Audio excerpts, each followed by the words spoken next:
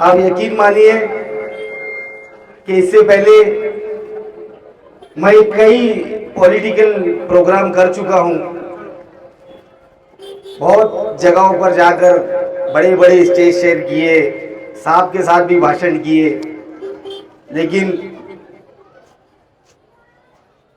औरतों की इतनी बड़ी भीड़, इतना बड़ा क्राउड मैंने किसी प्रोग्राम में नहीं देखा माशाल्लाह।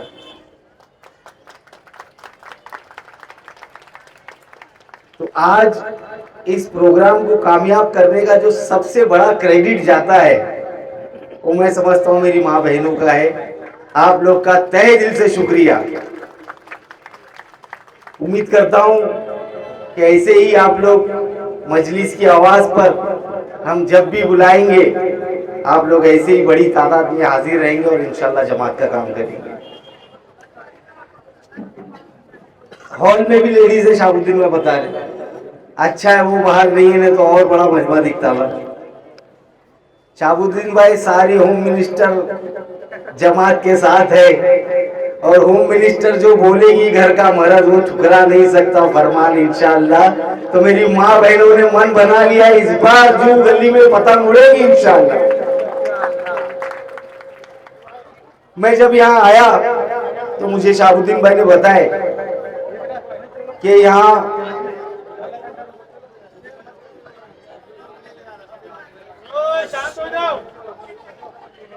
बहुत बड़ी तादाद में के 32 वाले रहते हैं। बोलते के 32 मालूम आप लोग को क्या है?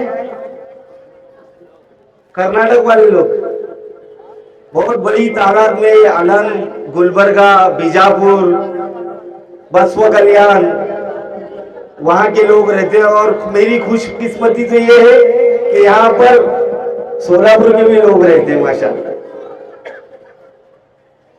तो एक मैं बात बताना चाहूंगा आप लोग को कि यहाँ जो कर्नाटक वाले हैं, कर्नाटक वाले ये समझ लें कि मैं कोई गैर नहीं हूं उनके लिए। मेरे जो दादा दादी थे वो उनकी पैदाइश आलम शरीफ की है कर्नाटक में, लालडे मशाक दरगाह जहाँ जिसकी वजह से आलम फेमस है। तो हमारे जो बुजुर्ग है वो कर्नाटक से ही बिलोंग करते हैं। तो मैं उस नाते से आपसे कुछ मांगूंगा नहीं, मैं उस नाते से अपना हक समझता हूं और वो हक के नाते से आप लोग को मेरा साथ देना पड़ेगा इंशाअल्लाह। और उम्मीद करता हूं आप लोग मेरा साथ देंगे। और सोलापुर वालों को तो बोलने की जरूरत ही नहीं है, फेमस है हमारा सोलापुर। सोलापुर में कहावत है 0235। सोलापुर वाला जो है उसको मालूम रहेगा मैं क्या बोल रहा हूँ। 0235 बोले तो क्या हाथ उठाता शायद सोलापुर वाले आप। 0235 का टोटल फिगर अंडा आता है 0। तो किसी को अगर हमको 0 करने का है तो हम लोग वहां इशारे में बोलते हैं इसका 0235 कर दो करके। तो अभी आप लोग को देखने के बाद ये यकीन से मैं बोल सकता हूं कि यहाँ पर जमात के सामने जो भी लड़ेगा वो तो 0235 हो ही गया इंशाअल्लाह। अल्लाह का शुक्र है ये कुकर की आवाज बंद हुई, ऐसी कान में चुभ रही थी, गल गया गोश्त गल गया, नहीं भी गलाएगा थोड़ी देर बंद करो। अभी आते हैं थोड़ी मुकामी बातों पर।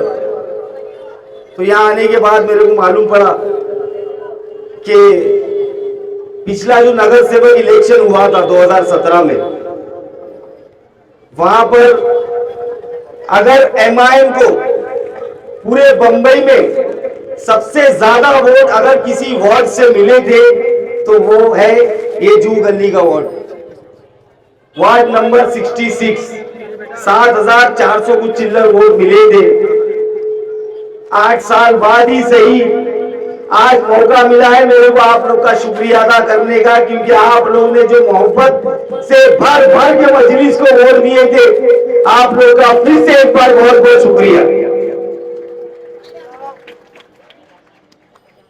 लेकिन मैं वापस से शुक्रिया अदा करना चाहता हूँ।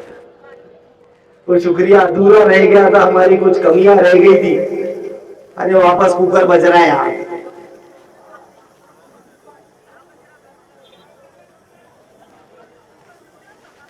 पहले वो हवलदार साहब की सिट्टी से डर लग रहा था मेरे को।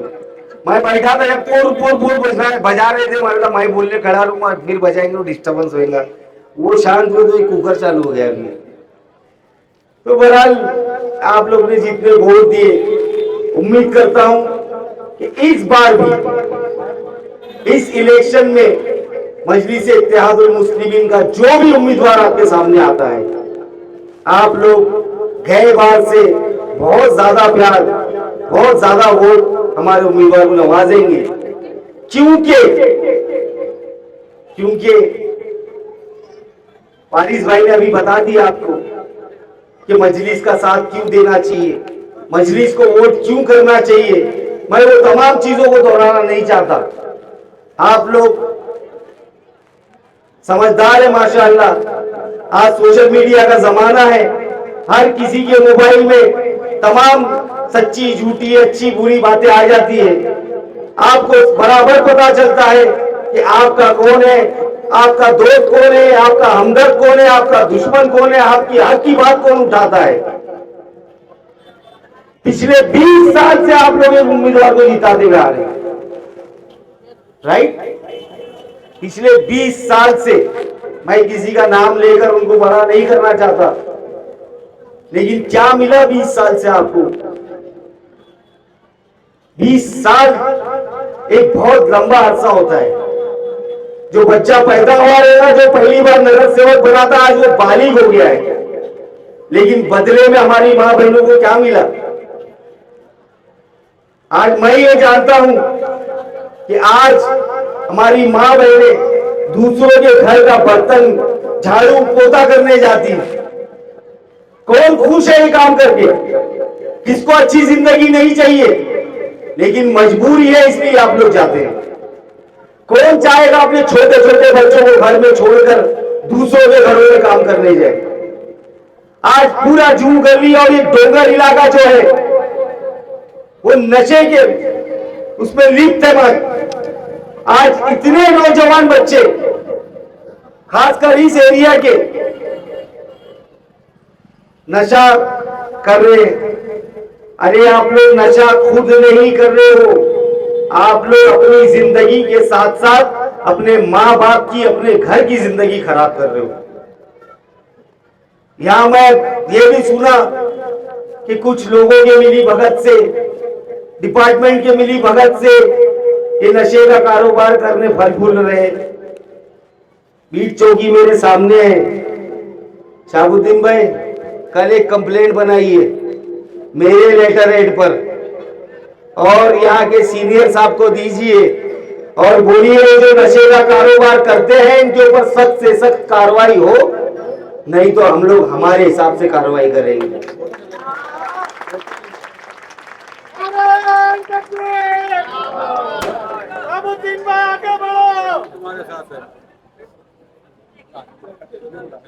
जरा दूर से उड़ा बाबा,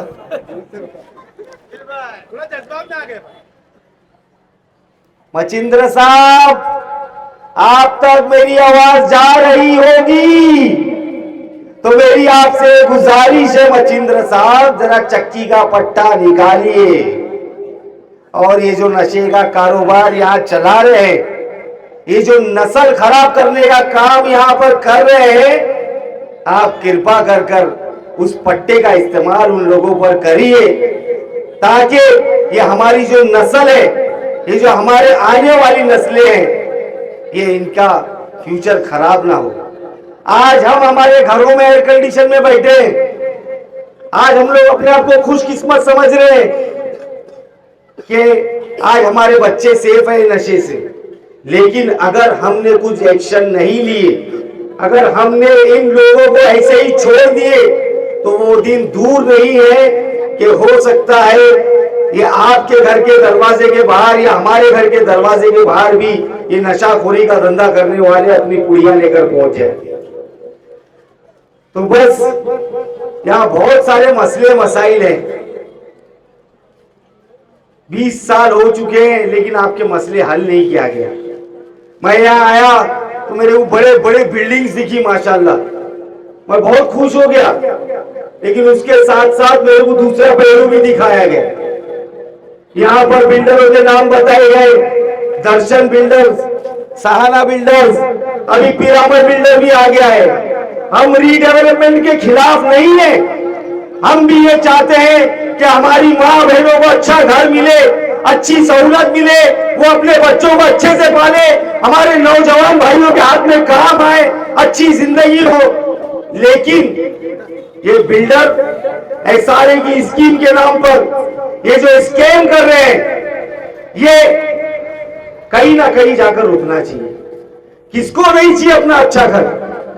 हम घर के खिलाफ नहीं है, लेकिन खास तौर पर जो मुसलमानों के साथ ज्यादती की जाती है, आज उनके डॉक्यूमेंट मंगाए जा रहे हैं, उनके डॉक्यूमेंट चेक करे जा रहे हैं, लेकिन उनको ये नहीं बताया जा रहा कि कौन सा बिल्डर ये प्रोजेक्ट करेगा, एवज में उनको उनके घर का किराया कितना मिलेगा, कब पोजीशन मिलेगा, क्या अमेनिटीज मिलेगी। अरे ये कैसे चलेगा? एक गरीब इंसान के पास उसका घर ही उसकी सबसे बड़ी संपत्ति रहती है, और आप उसका आशियाना छीनने की कोशिश कर रहे हैं। शाहबुद्दीन भाई बोले नाला सुपारा भेजने की साजिश चल रही है। ये अंधेरी की जनता है, एक स्टेशन भी आगे नहीं जाएंगी, नाला सुपारा तो बहुत दूर है, और इंशाल्लाह हम जाने भी नहीं देंगे इंशाल्लाह।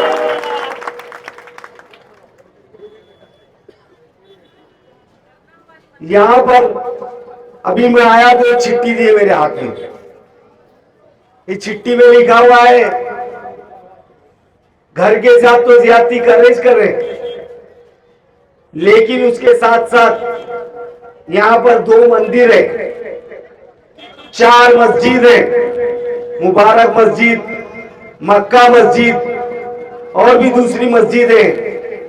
ये एसआरए वाले जो प्रोजेक्ट कर रहे हैं, ये मस्जिद तोड़ने के बाद, ये मंदिर तोड़ने के बाद उसको वापस कहां रीएलोकेट करेंगे नहीं बता रहे। घरों को भाड़ा देंगे बोल रहे, लेकिन हमको जितना चाहिए और जितने में घर मिल सकता है यहाँ ही आसपास में, उससे बहुत कम भाड़ा देने की बात कर रहे हैं। और ये मस्जिद और मंदिर वालों का क्या, इनकी भाड़े की क्या बात हो रही है? आप मस्जिद तोड़ोगे, उस मस्जिद का इमाम और मुअज्जिन, उस मंदिर का पंडित, केयर टेकर जो भी होगा, एक तो बेचारे पहले से कम तनख्वाह में काम करते हैं, आप वो मस्जिद को कुछ हेल्प करने की बात कर रहे ही नहीं है। तो मैं आप लोग से यही अपील करता हूं, यही गुजारिश करता हूं कि अब बस हुआ,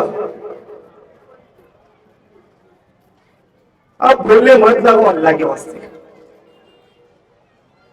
यहां पर हम लोग हमारी पार्टी को जिताने नहीं आए, ना ही हमारी पार्टी के उम्मीदवार को जिताने के लिए आए हैं। यहां पर हम लोग आपके लिए आए, यकीन मानिए। आप लोग नहीं चाहते बेहतर जिंदगी? अरे हाँ या ना बोलो मेरी मां बहने, ऐसा चुप रह के घर भी खराब कर लिए, अभी ये भी खराब कर ले रहे। अब बोलना जरूरी है।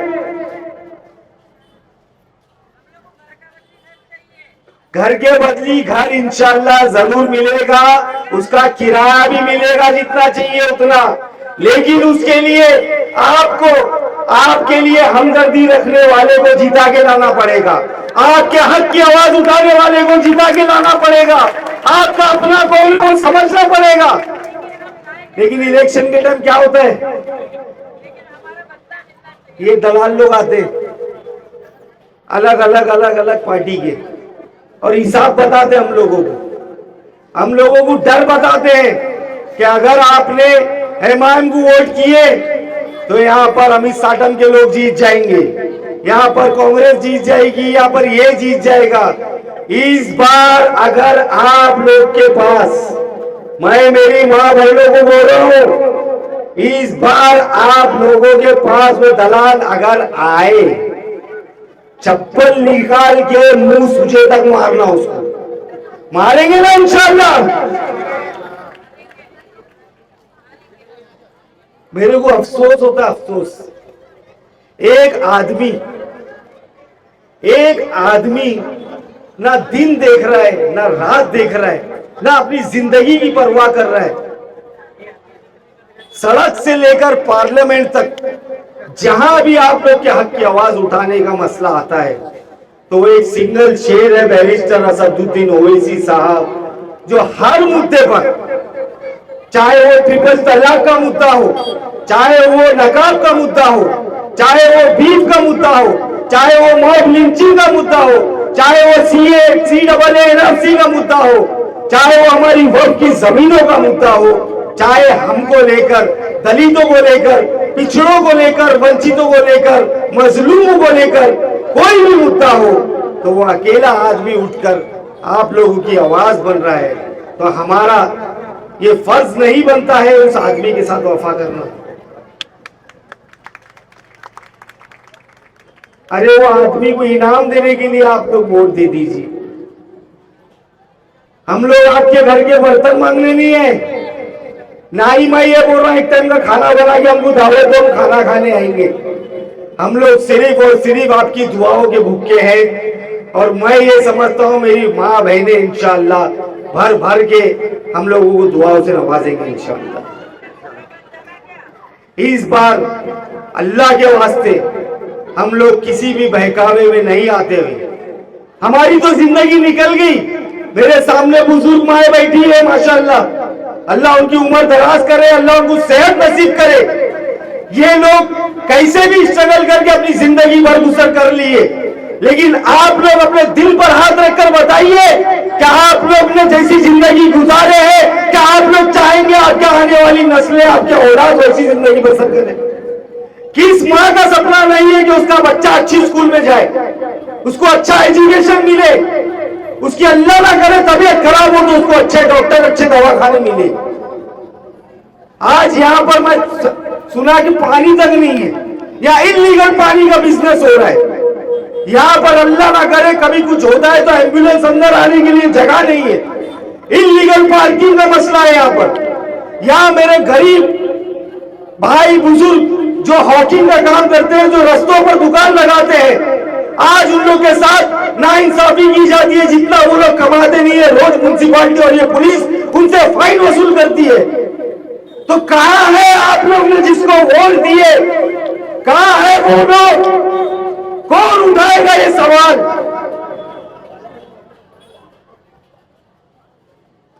अगर इस सब से छुटकारा चाहिए, यकीन मानिए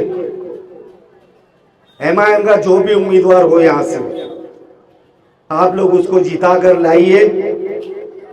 वो काम करे या नहीं करे बात की बात है। यहाँ मेरे कर्नाटक सोलापुर वाले भी बहुत है, मैं खुद उनका नगर सेवक बनकर यहाँ रोड पर उतरकर काम करूंगा इंशाअल्लाह आप लोग के लिए।